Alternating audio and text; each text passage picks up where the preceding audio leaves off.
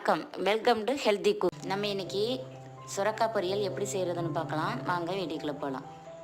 இன்றைக்கி 2 சுரக்காய் எடுத்து வச்சுருக்கிறேன். இதே மேலே உள்ள தோலெல்லாம் சீவி எடுத்துடலாம். அப்புறம் இந்த மாதிரி கட் பண்ணி எடுத்து வச்சுக்கலாம். அப்புறம் கடாய் சூடான அப்புறம் 3 டீஸ்பூன் நல்லெண்ணெய் விட்டுக்கலாம். 1 டீஸ்பூன் கடுகு உளுந்தம்பருப்பு, 4 வரமிளகாய் கிள்ளி எடுத்து வச்சுருக்கிறேன், அதை போட்டுக்கலாம். 2 கொத்து கருவேப்பிலை,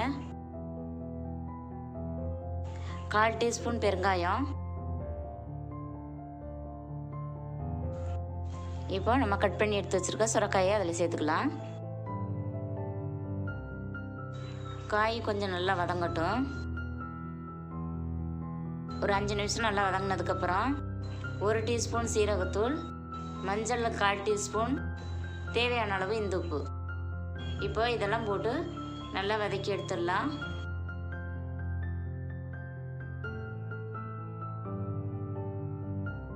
அஞ்சு நிமிஷத்துக்கு ஒருக்கா பெரட்டி விட்டு மூடி வைக்கணும். இப்போ இது நல்லா வதங்கினதுக்கப்புறம் லாஸ்ட்டாக 3 வச்சுருக்க தேங்காயை போட்டுக்கலாம். அவ்வளோதான், சுரக்காய் பொரியல் ரெடி. இது கர்ப்பப்பை வீக்கம் உள்ளவங்க கண்டிப்பாக வாரம் 2 முறை சாப்பிட்றது ரொம்ப நல்லது.